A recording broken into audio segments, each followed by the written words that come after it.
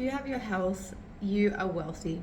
Like, I don't think people really understand the gravity of when you lose your health, when you lose the ability to be able to do the things that you would normally do, be able to think the things that you would normally think, be able to move parts of your body in the ways that you normally would be able to. When those things are taken away from you, you realize that that is literally all you have. That is literally all you have. As a person who has grown up with a close family member who has experienced and been living with a psychosocial disability, who has gone through hell and back essentially, and I've witnessed the darkness that comes with experiencing a psychosocial disability and a psychosocial mental illness. Your health is everything. It is literally everything. I first saw this darkness when I was probably around the age of 20 was when it all sort of started. This was over a decade ago now. So I have learned a lot in a decade of living with a family member who lives with a serious mental health challenge. And when I was 20, this really, looking back now, it was really difficult because at 20 years old, no one could resonate with me. No one could understand what I was going through, what my family was going through. And I love now that mental health has become such, it has become more of a talk, these days. People talk about it, people are more open about it.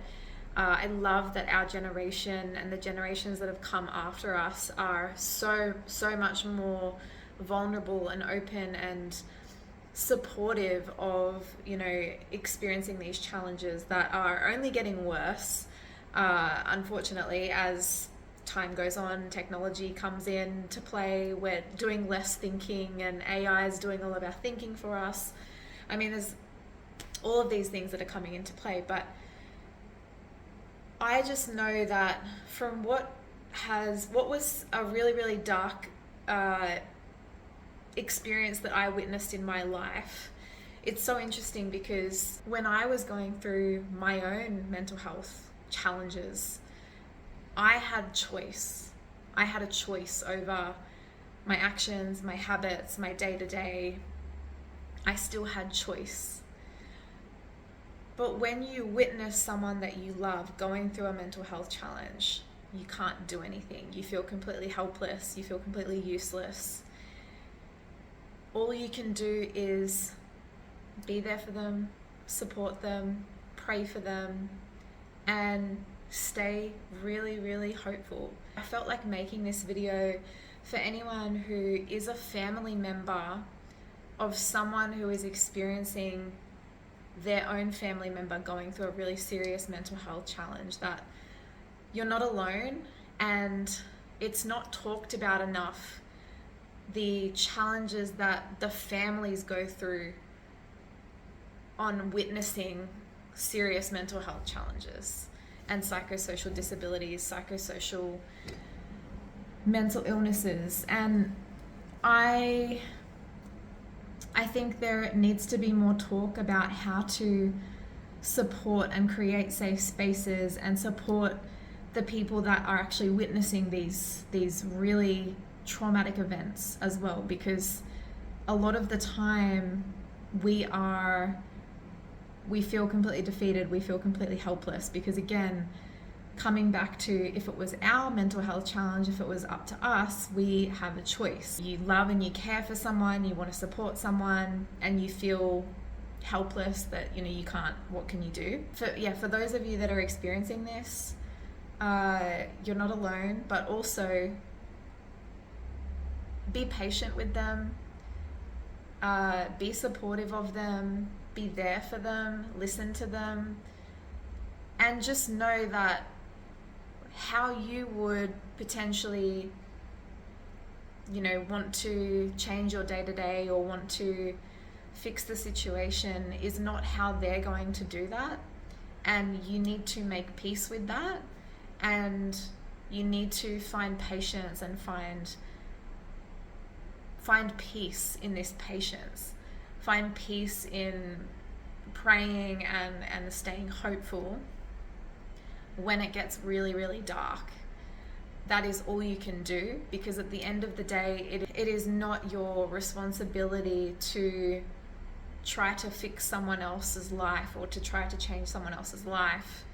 But I am so grateful that, we as a generation, us millennials, Gen Z coming after us, we speak about it more, we talk about it more, but I still feel that there's not enough talk about how to support other people going through those situations. I feel like when we read books and we listen to podcasts and we, it's all about us. Like, okay, yeah, how do we change our mindset? How do we think better thoughts? How do we think positive thoughts? But there's not enough talk about how to support actually someone going through a really serious mental health challenge. How do we actually create a safe space for someone? How do we actually be there for someone when we actually can't make a choice in changing their habits or changing their day-to-day or wanting them to choose better choices of food or to quit their addictions or whatever this might be? This is such an important skill of knowing how to create a safe space for other people. And at the end of the day, a lot of it is listening and shutting up.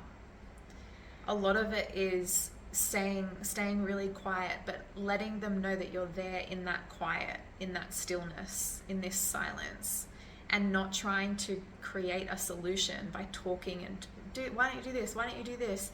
Oh, why can't you just be happy? Like, it's, the sun's shining and, you have, what do you even have to be sad about, kind of thing. Like, it is a sickness. It's an illness. It's not just about positive affirmations. It's not just about changing your daily habits suddenly and, everything's all great by the next week. This has turned into a podcast, but be patient with them, sit in silence with them, be there for them, and follow up. Don't just send messages saying, hey, I'm here if you need me. Follow up on that reach out. If a week goes by, send them a funny video to make them laugh. Send them something to just show that you're still there for them, to show that you're still wanting to just check in and see if they're okay. But creating a safe space it could save someone's life. It's just so important. And this is going to cut me off now, but thank you for listening.